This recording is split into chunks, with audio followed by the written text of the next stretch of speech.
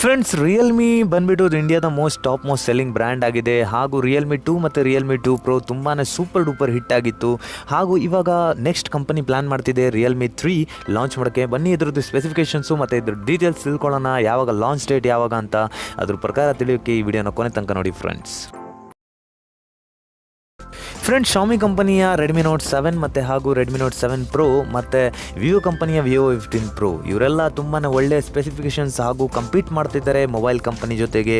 ಹಾಗೂ ಇವಾಗ ರಿಯಲ್ಮಿನೂ ಕಂಪೀಟ್ ಮಾಡೋಕ್ಕೆ ಟ್ರೈ ಮಾಡ್ತಿದೆ. ಸೊ ಅದು ಲಾಂಚ್ ಮಾಡ್ತಿದೆ ರಿಯಲ್ಮಿ 3.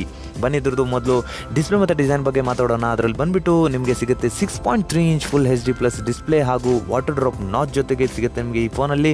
ಮತ್ತು ಪ್ರೊಸೆಸರ್ ಬಗ್ಗೆ ಮಾತಾಡಬೇಕಂತ ಇದರಲ್ಲಿ ನೀವು ನೋಡ್ಬೋದು MediaTek Helio P70 processor run ಆಗುತ್ತೆ ಆ್ಯಂಡ್ರಾಯ್ಡ್ ವರ್ಷನ್ 9.0 Pi ಮೇಲೆ. ಸ್ಟೋರೇಜಲ್ಲಿ ನಿಮಗೆ ಈ ಫೋನಲ್ಲಿ ನೋಡ್ಬೋದು 2 ವೇರಿಯಂಟು. ಫಸ್ಟ್ ವೇರಿಯಂಟ್ ಬಂದುಬಿಟ್ಟು 3GB RAM with 32GB in build ಹಾಗೂ 4GB RAM with 64GB in build. ಇದು 2 ವೇರಿಯಂಟ್ ನಿಮಗೆ ಈ ಫೋನಲ್ಲಿ ಸಿಗುತ್ತೆ. ಕ್ಯಾಮ್ರಾ ಬಗ್ಗೆ ಮಾತಾಡಬೇಕಂದ್ರೆ ಇದರಲ್ಲಿ ನಿಮಗೆ ಟ್ರಿಪಲ್ ಕ್ಯಾಮ್ರಾ ಸಪೋರ್ಟ್ ಅಂತೂ ನೋಡೋಕ್ಕಾಗ್ತಿಲ್ಲ, ಆದರೆ ಡ್ಯೂಯಲ್ ಕ್ಯಾಮ್ರಾ ಸೆಟಪ್ ಸಿಗುತ್ತೆ. ಅದು ಬಂದುಬಿಟ್ಟು 16 MP ಪ್ಲಸ್ 5 MP ರೇರಲ್ಲಿ. ಮತ್ತು ಫ್ರಂಟ್ ಸೆಲ್ಫಿ ಕ್ಯಾಮ್ರಾ 20 MP ಸಿಗುತ್ತೆ.